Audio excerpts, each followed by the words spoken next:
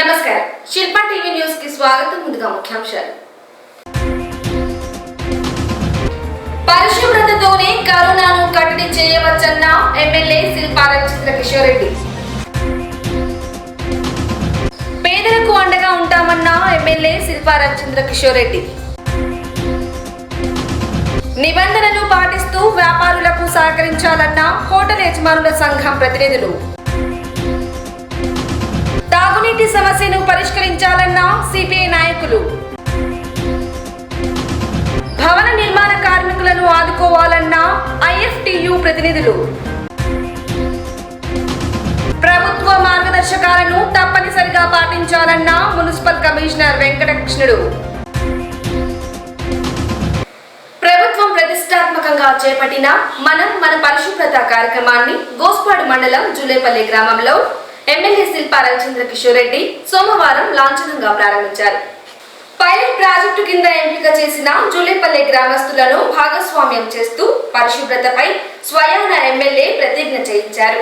అనంతరం ఏర్పాటు చేసిన కార్యక్రమంలో ఎమ్మెల్యే శిల్పా రవిచంద్ర కిషోర్ రెడ్డి మాట్లాడుతూ ప్రతి ఒక్కరూ రోజుకు ₹2 ప్రకారం నెలకు ₹60 పోగు చేసి ముగ్గురిని గ్రీన్ అంబాసిడర్ గా నియమించుకుంటున్నట్లు చెప్పారు.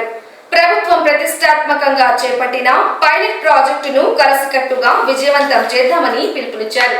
కార్యక్రమంలో వైఎస్ఆర్సీపీ నాయకులు పిపి మధుసూదన్ రెడ్డి, బాచం జగదీశ్వర్ రెడ్డి, గ్రామ నాయకులు పుల్లయ్య యాదవ్, కాంతారెడ్డి, ఎంపీడీఓ సుగుణశ్రీ, ఎంఆర్ఓ వెంకటేశ్వర్లు తదితరులు పాల్గొన్నారు. మొట్టమొదటిసారి మన చరిత్రలో ఒక ప్రభుత్వం వాళ్ళు ముఖ్యమంత్రి, ప్రధానమంత్రులు కూడా ఈరోజు చేతులు జోడించి వేడుకుంటూ ఇంటికే పరిమితం కావని చెప్పడం నాకు తెలిసి అయితే ఇదే మొదటిసారి. ఇటువంటి విపత్తుని ఎప్పుడు మనం చూడలేదు. ఇటువంటి విపత్తుకర పరిస్థితుల్లో కూడా నేను మాట ఇస్తే మాట తప్పను, మడమ తిప్పను అని చెప్పేసి ముఖ్యమంత్రి గారు భావించి 2వ విడత రైతు భరోసా కూడా మన పంపిణీ చేయడం జరిగింది. అలాగే విద్యా దీవెన, వసతి దీవెన, అలాగే జగనన్న చేదోడు అని చెప్పేసి గ్రామంలో ఉన్న రజక సోదరులు, టైలర్లకి, నాయి బ్రాహ్మణులకి, కాపు సోదరులకి అమౌంట్ కూడా శాంక్షన్ అవ్వడం జరిగింది. అమ్మ ఒడి పథకం కింద తల్లులకి అకౌంట్లలోనే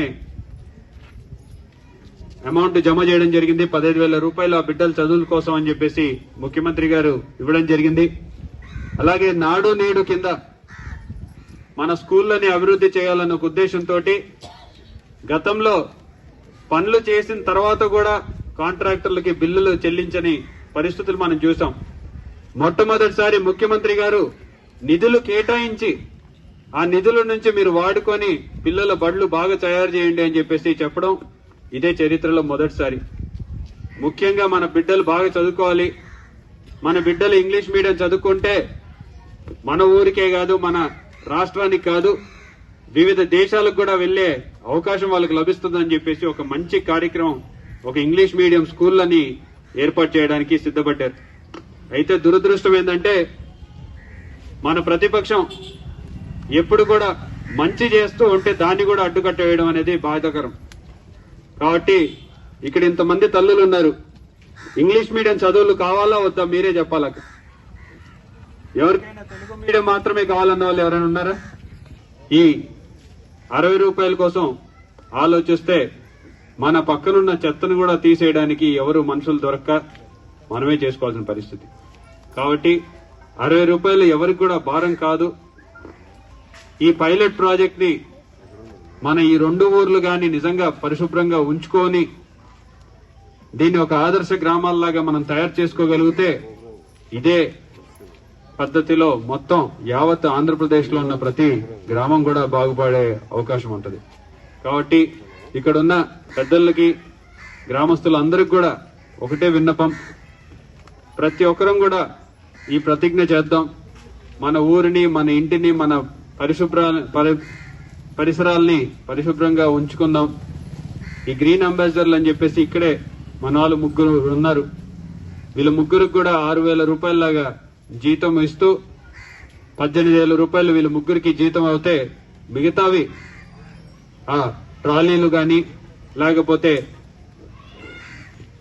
రిక్షా ఆటోలు కానీ రిక్షా కోసం ఎందుకు పిలిచామంటే వాళ్ళు పూర్తిగా వాళ్ళ మీటింగ్స్ పెట్టుకొని వాళ్ళ గ్రూప్ వాళ్ళ అందరిలో చర్చించుకొని ఇది మంచిదా కాదా అనేది ముందు మీకు మీరే ప్రశ్నించుకుంటే దాని యొక్క ఆవశ్యకత మీకు అర్థమవుతుంది.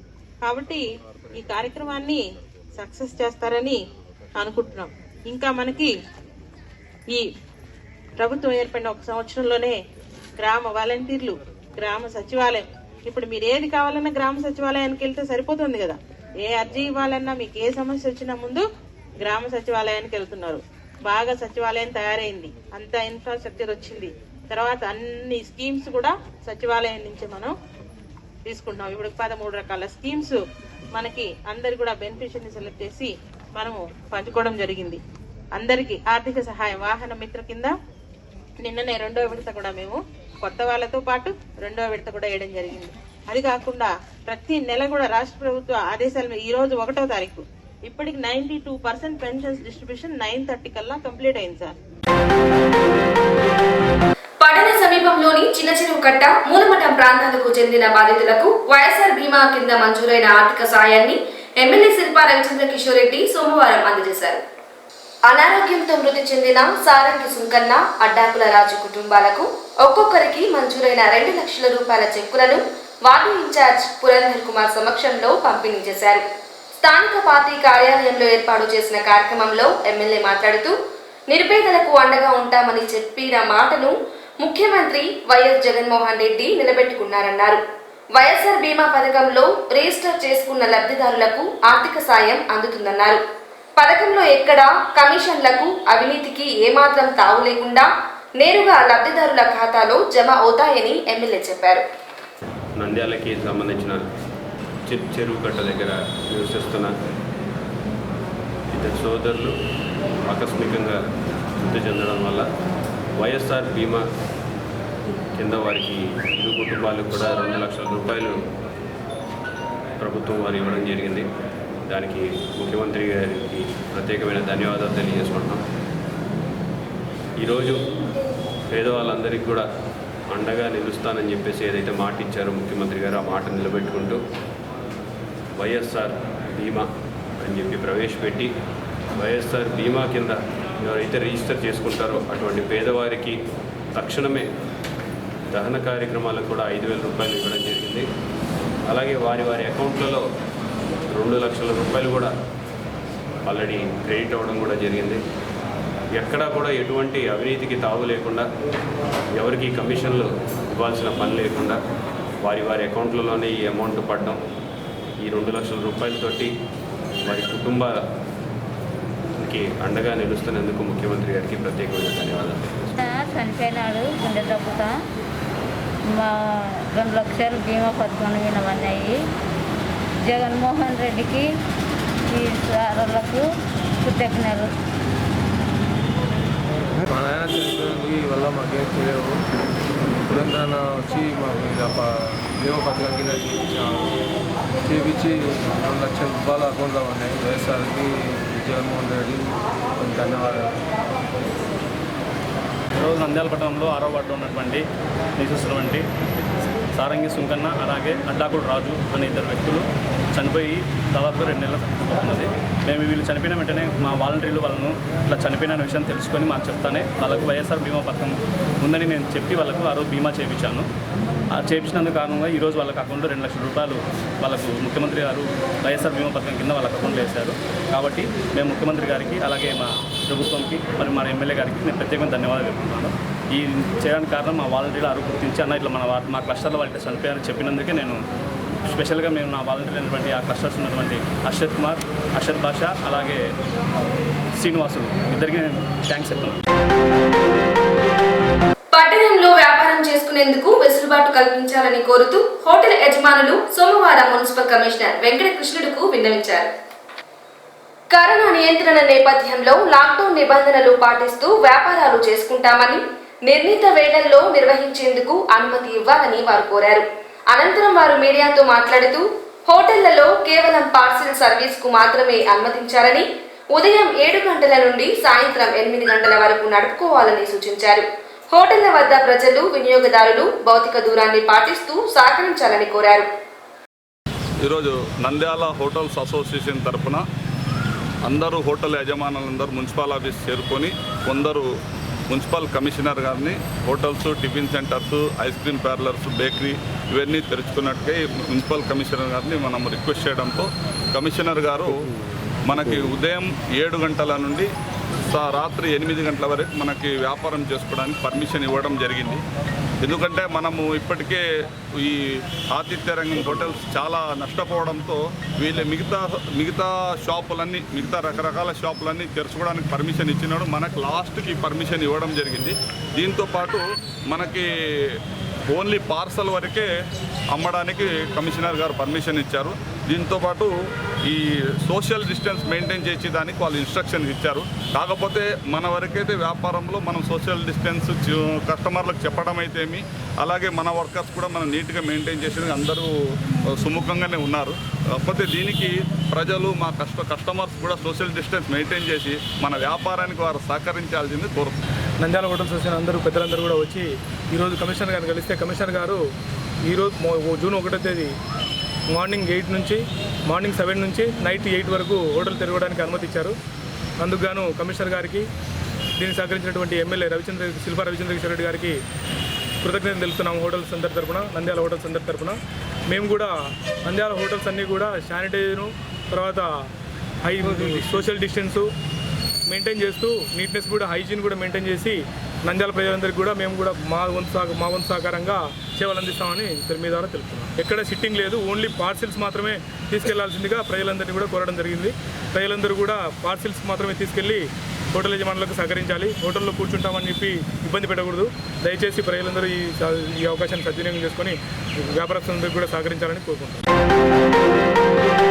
పట్టణంలోని సాదిక్ నగర్ లో తాగునీటి సమస్యను పరిష్కరించాలని కోరుతూ సిపిఐ ఆధ్వర్యంలో మున్సిపల్ అసిస్టెంట్ కమిషనర్ కు వినతి పత్రం అందజేశారు.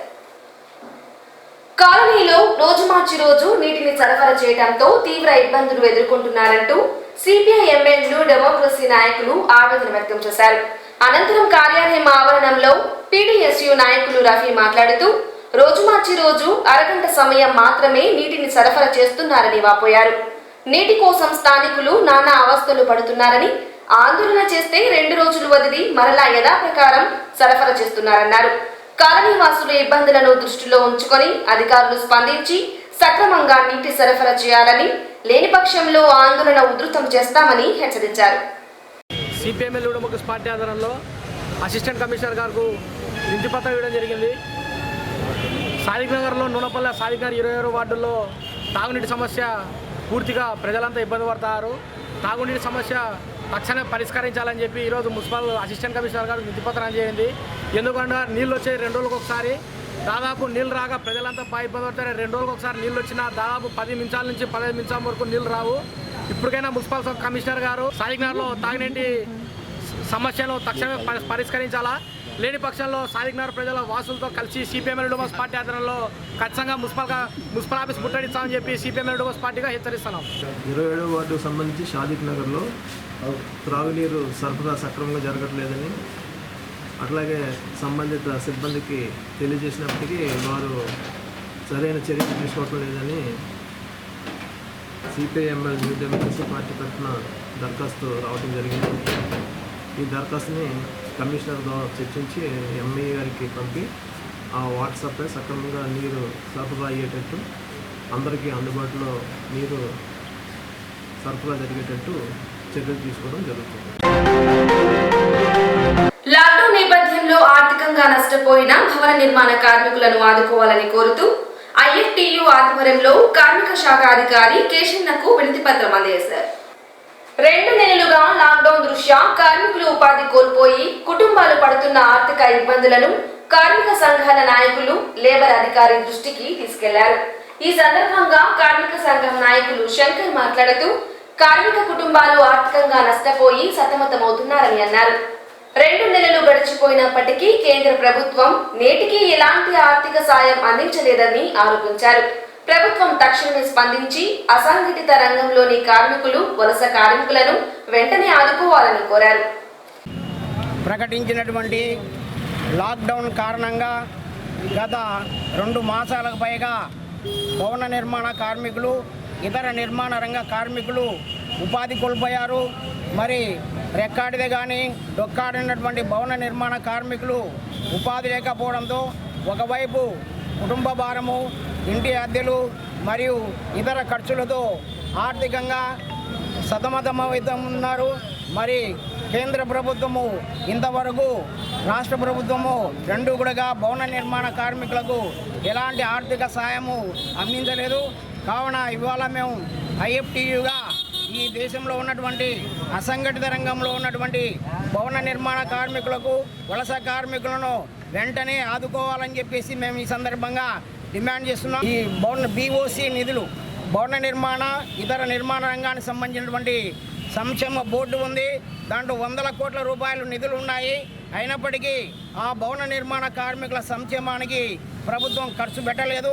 మేము అనేక ఆందోళనలు చేసినటువంటి ఫలితంగా కేంద్ర ఆర్థిక మంత్రి గారు స్పందించి 37,000 కోట్ల రూపాయలను భవన నిర్మాణ కార్మికులకు వినియోగించమని ఆదేశాలు ఇచ్చారు. అయితే ఇంతవరకు కేరళ, ఢిల్లీ లాంటి రాష్ట్రాలు మాత్రమే ఆర్థిక సాయం చేశారు. ఇటీవల మన రాష్ట్ర ముఖ్యమంత్రులుగా ఈ యొక్క భవన నిర్మాణ కార్మికులు ఆన్లైన్ చేసుకోమని చెప్పాడు. మేము ఇక్కడ మెయిన్గా డిమాండ్ చేసేది ఏమంటే, లేబర్ కార్డు ఉన్నటువంటి వాళ్ళే కాకుండా గతంలో లేబర్ కార్డుగా మున్సిపల్ లేబర్ ఆఫీస్లో పేర్లు నమోదు చేసుకున్నారు. వాళ్ళకు 5-6 నెలల నుండి లేబర్ కార్డులు మంజూరు కాలేదు. దీనికి ప్రభుత్వమే కారణం కాబట్టి ఇప్పుడు ఆ భవన నిర్మాణ కార్మికులు ఎవరైతే లేబర్ కార్యాలయంలో పేరు నమోదు చేసుకున్నారో ఆ రిసిప్ట్ ఉన్నటువంటి అందరికీ కూడా ఆన్లైన్ సౌకర్యం కల్పించాలి.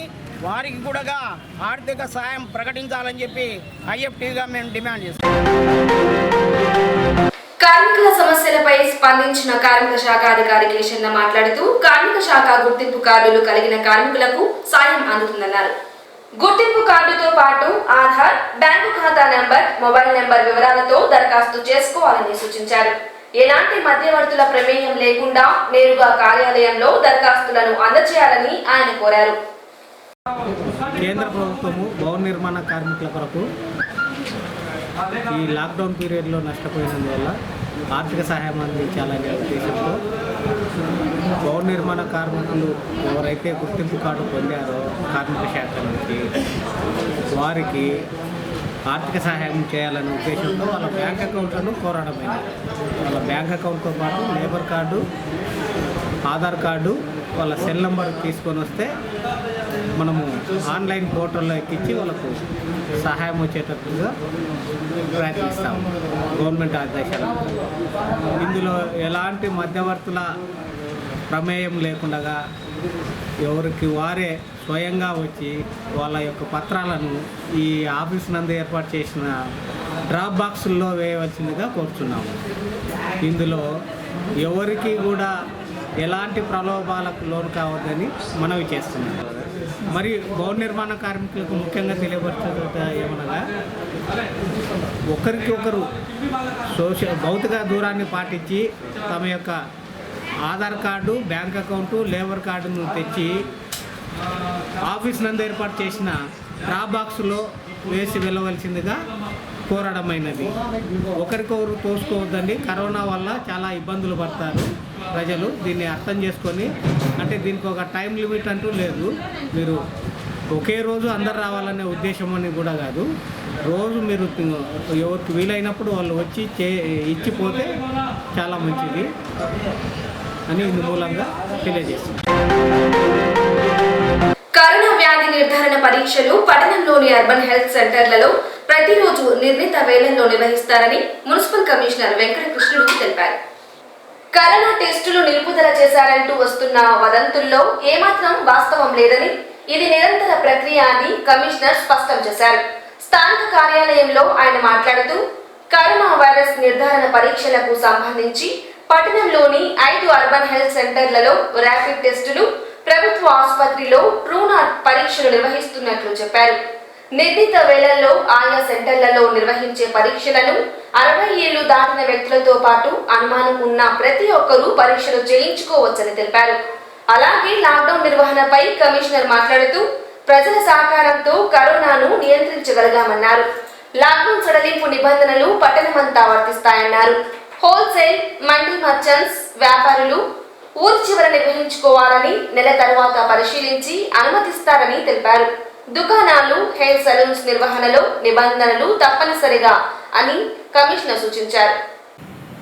ముఖ్యంగా ఈ యొక్క హెయిర్ కటింగ్ సెలూన్స్ కూడా తప్పనిసరిగా ఎవరికి ఎటువంటి మనం సడలింపు ఇచ్చినప్పుడు కూడా వాళ్ళంతా కూడా 3 విషయాలు పాటించాలి. ఒకటి, భౌతిక దూరాన్ని పాటించాలి. దాన్ని సూచించే విధంగా బయట ప్రతి షాపు ముందు, హెయిర్ కట్ సెలూన్ ముందు, హోటల్ ముందు, ప్రతిదాని ముందు కూడా కంపల్సరీగా బాక్సులు వేయాలి. 4 feet మినిమం విత్ ఉన్న మన గ్యాప్ ఉండాలి. ఆ విధంగా వేయాలి. ప్రతి షాపు ముందు కూడా ప్రతి ఒక్క దగ్గర కూడా ఒక బకెట్ నీళ్లు, అదేవిధంగా మన సబ్బు కంపల్సరీగా సబ్బు నీళ్ళతో చేతులు కడుక్కున్న తర్వాత మాత్రమే లోపలికి అనుమతించాలి. అదేవిధంగా 3వది, మాస్క్ తప్పనిసరిగా ధరించి ఉండాలి. మాస్క్ లేకపోతే ఆ మాస్కులను కూడా ఆ యొక్క షాప్ యజమాని, హోటల్ యజమాని, సెలూన్ యజమాని వీళ్ళు ఇవ్వాలి. దీనికి భిన్నంగా ఎవరు ఎక్కడ వ్యవహరించినా కూడా ఆ షాపుల్నే మూసివేయడం జరుగుతుంది. ఇది మనం గమనించాలి. ఈ యొక్క హెయిర్ కట్ సెలూన్స్ సంబంధించి కూడా ఉదయం 8 గంటల నుంచి సాయంత్రం 6 గంటల వరకు అనుమతిస్తున్నాం. తర్వాత ఈ బట్టల కొట్లు, బంగారు పంగళ్ళు ఇవి ముఖ్యంగా కంజెస్టెడ్ ఏరియాలు ఉన్నాయి, బయట ఏరియాలు ఉన్నాయి. పూర్తి స్థాయిలో ఇంకా మనకి కంటైన్మెంట్ పూర్తిగా ఫ్రీ జోన్గా చేయలేదు కాబట్టి ఇవి ఆల్టర్నేటివ్ డేస్ టౌన్ మొత్తంలో ఉన్నటువంటి అన్ని వాళ్ళ షాపులు కూడా ఈ విధంగానే ఆల్టర్నేటివ్ పెట్టాలి. ఉదాహరణకి బట్టల కొట్లు అయితే కనుక వస్త్ర దుకాణాలన్నీ కూడా మంగళవారము, గురువారము, శనివారం మాత్రమే, ఈ 3 రోజులు మాత్రమే తెరిచి వ్యాపారం చేసుకోవచ్చు. ఉదయం 9 గంటల నుంచి సాయంత్రం 7 గంటల వరకు. అదేవిధంగా బంగారు కోట్లు కూడా సోమవారము, బుధవారము, గురువారాలు ఈ 3 రోజులు మాత్రం తెరవాలి. వాళ్ళు కూడా ఉదయం 9 గంటల నుంచి రాత్రి 7 గంటల వరకు కూడా వ్యాపారం చేసుకోవచ్చు. తర్వాత కిరాణా షాపులు వాళ్ళు మాత్రం వీళ్ళు కూడా హాఫ్ డే చేసుకోవాలి. రిమైనింగ్ హాఫ్ డే ఈ ఫ్యాన్సీ షాపులు, electrical, electronics, mobile, spare parts ఈ షాపులో చేసుకోవాలి. ఉదయం 7 గంటల నుంచి 1 గంట వరకు కిరాణా షాపులు చేసుకోవాలి. మధ్యాహ్నం నుంచి 1 గంట నుంచి సాయంత్రం 6 గంటల వరకు ఈ fancy, electrical goods, electronics sales service చేసుకోవాలి. తర్వాత బేకరీలు, స్వీట్ షాపులు, ఫోటో స్టూడియోలు కూడా ఉదయం 11 గంటల నుంచి సాయంత్రం 6 గంటల వరకు ఈ వ్యాపారం నడుపుకోవచ్చు. తర్వాత ముఖ్యంగా తినుబండారాలకు సంబంధించిన టిఫిన్ సెంటర్లు, హోటళ్ళు, బిర్యానీ పండి ఇవన్నీ ఉన్నాయి. దీనికి సంబంధించి కూడా ఈ టిఫిన్ సెంటర్లు ఎక్కడైతే ఉన్నాయో ఆ టిఫిన్ సెంటర్లు మాత్రం ఉదయం 7 గంటల నుంచి 11 గంటల వరకు, సాయంత్రం 5 గంటల నుంచి 7 గంటల వరకు మాత్రం నడుపుకోవాలి. అదేవిధంగా పెద్ద పెద్ద హోటళ్ళు, బిర్యానీ సెంటర్ ఇతర ఉన్న వాటివన్నీ కూడా ఉదయం 7 గంటల నుంచి సాయంత్రం 7 గంటల వరకు వాళ్ళు వ్యాపారం చేసుకోవచ్చు. ఈ టిఫిన్ సెంటర్లు కానీ, హోటల్ కానీ, బిర్యానీ అందరూ కూడా తప్పనిసరిగా హోటల్ కానీ, పార్సిల్ కానీ ఈ టిఫిన్ సెంటర్ కానీ తీయడానికి వీల్లేదు. ఓన్లీ పార్సిల్ సర్వీస్ మాత్రమే చేయాలి. టేక్ అవే హోమ్ అంటే ఇంటికి తీసుకెళ్ళడానికి మాత్రమే పార్సిల్ మాత్రమే చేయాలి తప్పితే హోటళ్ళు కానీ, టిఫిన్ సెంటర్లు కానీ తెరవడానికి వీల్లేదు. బయట కౌంటర్ పెట్టి కౌంటర్ల ద్వారా మాత్రమే ఇవ్వాలి. వీళ్ళు కూడా నేను చెప్పిన 3 నిబంధనలనే పాటించాలి. అదేవిధంగా ఆటోమొబైల్ షాపులు, సేల్స్ అండ్ సర్వీస్ సెంటర్స్ ఉన్నాయి. ఇవన్నీ కూడా ఉదయం 10 గంటల నుంచి సాయంత్రం 5 గంటల వరకు మాత్రం తెరిచి ఉంచాలి. ఈ విధంగా టౌన్లో ఉన్నటువంటి మ్యాక్సిమం మేజర్ ఉన్నటువంటి అన్నింటినీ కూడా ఈ విధంగా మినహాయింపు జరిగింది. ఈ మినహాయింపు ప్రకారంగానే షాపులు నిర్వహించుకోవాలి. దీనికి సంబంధించి పోలీసు వారు, రెవెన్యూ వారు, మున్సిపాలిటీ ముగ్గురు కూడా దీనిపైన తప్పనిసరిగా ఈ అమలు జరుగుతుందని చూస్తారు. ఎక్కడైనా అమలు జరగకపోయినా మేము చెప్పినటువంటి 3 నిబంధనలు పాటించకపోయినా తప్పనిసరిగా వాళ్ళని క్లోజ్ చేస్తారు. కాబట్టి ప్రజలు కూడా ఇది మనకి అప్పుడే లాక్డౌన్ ఎత్తేసారు కాబట్టి మనం చాలా హ్యాపీ అనే ఫీలింగ్ అవ్వద్దు. తప్పనిసరిగా మన ఆరోగ్యం పట్ల శ్రద్ధ ఉంచాలి. ఇది మన డిసెంబర్ దాకా మినిమం కనీసం కొనసాగుతూ ఉంటుంది. కాబట్టి జాగ్రత్తగా ఉండాలి అందరినీ కోరుతున్నాం. ర్యాపిడ్ టెస్ట్ అనే పేరుతో ర్యాపిడ్ రెస్పాన్స్ టీమ్ అనే పేరుతో మన దగ్గర ఉన్నటువంటి 5 అర్బన్ హెల్త్ సెంటర్స్లోనూ అంటే ఆత్మకూరు బస్టాండ్ దగ్గర, మూలసాగరం దగ్గర, అదేవిధంగా వైఎస్ నగర్, తర్వాత హరిజనవాడ ఎన్ని చోట్ల కూడా మనం ఈ దేవనగర్ ఈ 5 చోట్ల కూడా పర్మనెంట్గా ప్రతిరోజు కూడా 2 గంటల నుంచి 5 గంటల వరకు మనం టెస్ట్ చేస్తున్నాము. ముఖ్యంగా ఎవరైనా టెస్టులకి సిమ్టమ్స్ ఉన్నవాళ్ళు కానీ 60 ఏళ్ళ వయసు దాటిన వాళ్ళు కానీ లేదు కోమార్బిడిటీస్ అంటే దీర్ఘకాలికంగా బాధపడుతున్న వాళ్ళు బీపీలు షుగర్ వాళ్ళు కానీ ఎవరికి అనుమానం ఉన్న వాళ్ళు కానీ ఎవరైనా సరే 5 చోట్ల చేస్తూనే ఉన్నారు. ఈ 5 చోట్ల కాకుండా ఆల్రెడీ 2 ల్యాబ్ కానివ్వండి, అదేవిధంగా గవర్నమెంట్ హాస్పిటల్లో కూడా టెస్ట్ చేస్తున్నారు. ఇవన్నీ కూడా నిరంతరం కొనసాగుతున్నాయి. మన ఉద్దేశం ప్రకారంగా రోజుకి 5 అర్బన్ హెల్త్ సెంటర్స్లో 5x30 అంటే 150 శాంపిల్స్ ప్రతిరోజు కలెక్ట్ చేయాలని చెప్పడం జరిగింది. ఆ విధంగా చేస్తున్నారు కాబట్టి ప్రజలు కూడా దీన్ని నిరంతరం కొనసాగుతూ ఉంటుంది. ఇంకా ఎక్కువ కేసులు కావచ్చు, ఎక్కువగా తిరుగుతున్నారు కాబట్టి ఎప్పటికప్పుడు టెస్ట్ చేసేటువంటి కార్యక్రమాన్ని మనం చేస్తున్నాము. ప్రజలు కూడా వీటిని ఉపయోగించుకోవాలని కోరుతున్నాం. వార్తలు ముగించే ముందు ముఖ్యాంశాలు మరోసారి. పరిశుభ్రతతోనే కరోనాను కట్టడి చేయవచ్చన్న ఎమ్మెల్యే శిల్పా రవిచంద్ర కిషోర్ రెడ్డి. పేదలకు అండగా ఉంటామన్న ఎమ్మెల్యే శిల్పా రవిచంద్ర కిషోర్ రెడ్డి. నిబంధనలు పాటిస్తూ వ్యాపారులకు సహకరించాలన్న హోటల్ యజమానుల సంఘం ప్రతినిధులు. తాగునీటి సమస్యను పరిష్కరించాలన్న సిపిఐ నాయకులు. భవన నిర్మాణ కార్మికులను ఆదుకోవాలన్న ఐఎఫ్టియు ప్రతినిధులు. ప్రభుత్వ మార్గదర్శకాలను తప్పనిసరిగా పాటించాలన్న మున్సిపల్ కమిషనర్ వెంకటకృష్ణుడు. ఈ వార్తలు ఇంతటితో సమాప్తం. నమస్కారం.